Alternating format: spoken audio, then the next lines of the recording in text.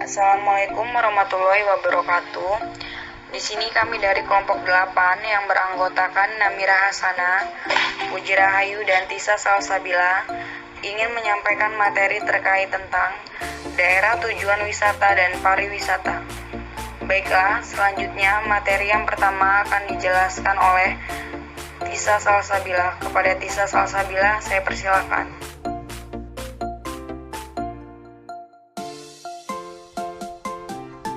Baik, di sini saya akan menyampaikan materi yang pertama, yaitu pengertian pariwisata. Pariwisata adalah pergerakan sementara dari manusia ke tempat tujuan di luar tempat tinggalnya dan di luar kantornya yang biasa. Aktivitas yang dilakukan selama dia tinggal di tempat tujuannya dan fasilitas yang diperlukan adalah untuk memenuhi kebutuhannya. Sesuai dengan pengertian pariwisata yang sudah saya jelaskan sebelumnya, maka pariwisata di sini harus dilakukan pengembangan. Dilakukannya bagaimana? Yaitu dengan pendekatan multidisiplin. Di mana untuk mencapai daerah tujuan wisata diperlukan pembangunan infrastruktur dan fasilitas yang dibutuhkan oleh wisatawan. Untuk mengembangkan infrastruktur dan fasilitas wisata perlu diketahui demand yang diperlukan oleh wisatawan, baik wisatawan dalam negeri maupun wisatawan luar negeri. Kekuatan yang terjadi dalam pariwisata adalah demand dan supply. Perlunya setiap daerah tujuan wisata menetapkan segmen wisatawan yang akan dicapai. Apabila segmen wisatawan yang akan dicapai sudah jelas, maka perlu dikaji apakah kebutuhan dari segmen wisatawan tersebut sehingga wisatawan tersebut akan memunculkan demand. Dengan demikian, maka untuk pengembangan daerah tujuan wisata tersebut dapat diidentifikasikan supply yang dibutuhkan oleh wisatawan. Baik, selanjutnya saya akan menjelaskan tentang aspek-aspek psikologi yang terkait dengan pariwisata. Aspek-aspek psikologi ini terdapat 4. Yang pertama yaitu daerah tujuan wisata harus dapat menggugah minat atau menarik para wisatawan yang berkunjung ke daerah wisata. Yang kedua, melakukan eksplorasi khusus di daerah wisata karena adanya kompleksitas, keterbaruan, keunikan, mengejutkan, ruang yang lapang, indah, dan nyaman. Poin yang ketiga yaitu pendapat dari Kaplan mengenai daerah tujuan wisata. Itu ada coherence, legibility, complexity, dan misteri.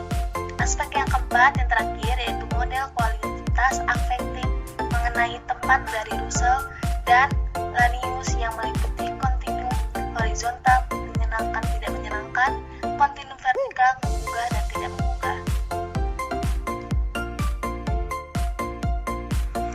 Di sini saya akan melanjutkan pada aspek yang kedua, yaitu kan ada kompleksitas. Di sini wisatawan tidak menyenangi suatu lingkungan wisata yang monoton. Lingkungan yang monoton tersebut akan cepat membosankan, sehingga ia akan segera meninggalkan objek wisata tersebut. Kompleksitas daerah tujuan wisata dapat berupa keindahan alam dan lingkungan buatan yang menarik, warna-warni yang menarik di lingkungan wisata, beragamnya objek wisata yang dapat dinikmati oleh wisatawan. Yang kedua yaitu ada unsurnya keterbaruan. Adanya unsur keterbaruan pada objek wisata tersebut, dengan adanya objek wisata yang dianggap baru, maka wisatawan akan mengeksplorasi objek wisata secara khusus. Dia akan mengamati dengan seksama mengenai objek wisata yang baru tersebut. Yang ketiga adalah keunikan dan mengejutkan. Di sini wisatawan akan lebih tertarik apabila ia melihat objek yang dianggapnya itu unik, serta objek wisata tersebut memberikan kesan aneh, sehingga wisatawan akan mengeksplorasi daerah tujuan wisata tersebut. Nah, objek wisata yang berkesan aneh tersebut akan lebih menarik minat para wisatawan ketika objek wisata tersebut dapat mengejutkan dirinya.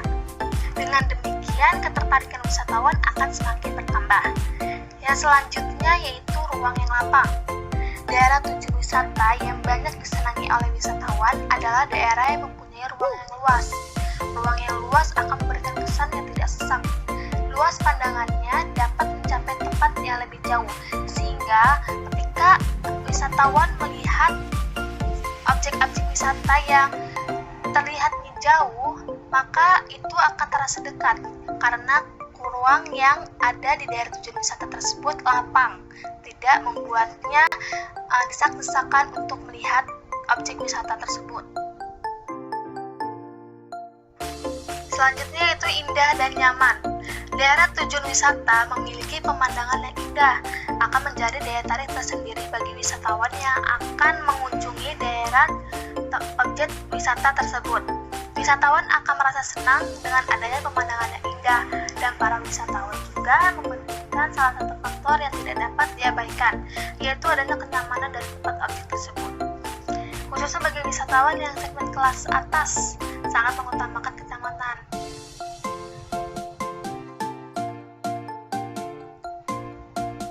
Selanjutnya, aspek ketiga, pendapat dari Kaplan mengenai daerah tujuan wisata. Yang pertama, coherence. Daerah tujuan wisata disebut coherence apabila lingkungan di daerah tujuan wisata tersebut adalah tertata dengan baik atau terorganisasi, sehingga terorganisasi pula lingkungannya. Maka daerah tujuan wisata tersebut akan semakin dipilih. Wisatawan akan merasa senang apabila daerah tersebut tertata dengan baik dan dapat dimengerti atau dipahaminya. Lingkungan yang mudah dimengerti akan menjadi daya tarik tersendiri. Demikian pula, dengan suatu pertunjukan akan mudah menjadi perhatiannya apabila alur dari pertunjukan tersebut mudah dipahami. Yang kedua, legibility, yaitu dengan kunjungan wisatawan, maka akan melakukan suatu kategorisasi ketika mengamati objek wisata. Pengkategorisasian yang dilakukan wisatawan adalah untuk memahami mengenai objek wisatanya. Semakin mudah dipahami suatu objek wisata, maka objek tersebut akan semakin dipilih. Namun demikian, apabila suatu objek wisata kurang dapat dipahami, maka tidak terlalu banyak yang ingin mengunjungi daerah tujuan wisata tersebut. Yang ketiga, kompleksiti atau kompleksitas, yaitu keragaman suatu objek akan mengajak wisatawan untuk melakukan eksplorasi. Wisatawan ingin mengetahui segala hal yang terdapat di lingkungan wisata tersebut. Dengan adanya kompleksitas daerah tujuan wisata, maka wisatawan akan melakukan eksplorasi daerah wisata tersebut lebih lama. Yang keempat, misteri, yaitu adanya informasi yang tersembunyi pada suatu objek wisata, maka hal ini merupakan suatu misteri bagi wisatawan. Dengan adanya informasi lain yang diperlukan oleh wisatawan untuk lebih melengkapi pengetahuan yang sudah ada, maka wisatawan terus ingin mencarinya.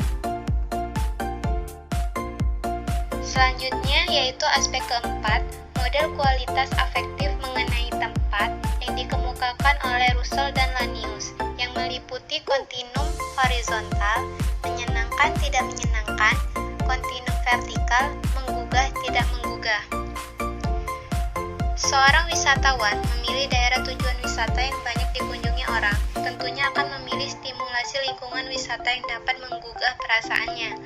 Objek wisata tersebut harus dapat mengundang reaksi wisatawan dengan rasa takjub atau mencengangkan. Objek wisata yang dapat menimbulkan rasa tercengang dan menakjubkan haruslah objek yang tidak diduga-duga atau tidak dalam bayangannya, bahwa objek wisata tersebut dapat dilihat di daerah tujuan wisata tersebut. Misalnya, objek wisata tersebut pernah dilihatnya, tetapi berbeda dengan yang pernah dilihatnya, yaitu objek wisata tersebut menggunakan penambahan penggunaan teknologi yang lebih maju, atau bahkan dapat pula dengan menggunakan teknik yang sederhana. Jadi, dengan demikian, ia merasa ada hal yang menakjubkan pada daerah wisata tersebut. Selanjutnya yaitu aplikasi psikologi lingkungan pada daerah tujuan wisata. Yang pertama adalah kreativitas. Kreativitas merupakan kata kunci dari perencana daerah tujuan wisata, sehingga objek wisata yang dapat membuat wisatawan yang melihat akan merasakan takjub dengan daerah tujuan wisata. Pembangunan demi pembangunan terus berlangsung di negara-negara. Perancang dan perencanaan yang mengemukakan arsitektur yang menarik merupakan suatu daya tarik tersendiri bagi wisatawan.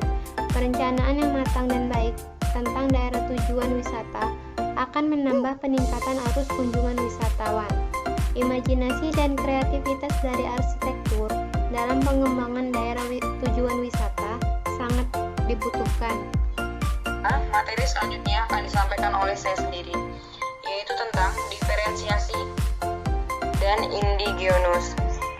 Perencanaan pengembangan daerah tujuan wisata harus mampu membedakan diferensiasi antara satu tempat wisata dengan tempat wisata lainnya. Untuk dapat melakukan hal ini, sudah tentu harus mengenal potensi pariwisata di daerah tersebut. Indonesia yang memiliki kekayaan alam untuk daerah tujuan wisata seharusnya akan lebih mudah mengembangkannya. Potensi daerah tujuan wisata di Indonesia akan lebih baik daripada di Singapura. Singapura hanya memiliki keterbatasan pengelolaan pariwisata yang terkait dengan alam, sehingga mereka telah menentukan pariwisata yang dapat dinikmati di kota, yaitu hanya kota di modern. Oleh karena itu, untuk melakukan pengembangan daerah tujuan wisata, perlu perencanaan yang kreatif. Maka di Indonesia sangat besar potensinya. Pariwisata yang ada di Indonesia dapat dikembangkan seperti yaitu pariwisata alam, pegunungan, petualangan, pantai, dan laut. Demikian pula dengan potensi pariwisata perkotaan. Di sisi lain, kebudayaan Indonesia yang terbentang luas dari Aceh hingga Papua adalah wisata yang sangat kaya, sehingga dapat digali pula oleh budaya asli daerah tersebut atau indigenous. Dengan demikian, dapat dikembangkan berdasarkan segmen yang ada. Yang selanjutnya adalah grand psikologi. Grand psikologi adalah sebagai suatu pengembangan ilmu psikologi, tidak luput dari membahas interaksi manusia dengan lingkungan fisik, terutama terkait dengan kondisi bumi yang telah mengalami krisis. Berbagai kerusakan lingkungan di Indonesia cukup menonjol. Hal ini dikarenakan memperhatikan lingkungan, pembangunan industri perumahan dan gedung-gedung. Seringkali tidak memperhatikan kondisi lingkungan di daerah tersebut. Pohon-pohon yang ada pun ditebangi untuk pembangunan. Hutan ditebangi untuk diambil kayunya sebagai material pembangunan. Masyarakat dan sumber daya manusia pariwisata. Salah satu daya tarik dalam kunjungan pariwisata adalah kehidupan masyarakatnya. Wisatawan akan lebih mengenal daerah tujuan wisata dengan mengetahui kehidupan masyarakat. Wisatawan yang berkunjung ke suatu daerah yang belum pernah dilihatnya, maka wisatawan tersebut ketika berinteraksi dengan masyarakat setempat dirasakan sebagai hal yang senang. Kondisi demikian akan terjadi pada kuadran mengunggah dengan tidak menyenangkan. Sebagai contoh, dapat dilihat pada daerah tujuan wisata di mana ada sejumlah penduduk yang memaksa menjual barang dagangannya dengan wisatawan. Pedagang asongan yang harus mengejar wisatawan agar mau membeli barang dagangannya dirasakan sebagai hal yang menekankan dan tidak disenangi. Masyarakat yang berada di daerah tujuan wisata harus menjadi perhatian bagi pengelola daerah pariwisata. Tingkah laku masyarakat sekitar daerah tujuan wisata harus menjadi bagian dari kehidupan pariwisatawan. Kemudian, demikian pula dengan sumber daya manusia pariwisata harus dapat memberikan pelayanan yang baik kepada wisatawannya. Adapun yang dimaksud dengan sumber daya manusia pariwisata meliputi yaitu pengelolaan daerah pariwisata seperti pimpinan kawasan, pekerja hotel, pekerja pemasaran, pekerja kesenian, pekerja tempat hiburan dan rekreasi lainnya, keamanan daerah wisata, dan pekerjaan transportasi. Sedangkan penjual cindera mata dapat saja mereka berasal dari masyarakat sekitar daerah wisata.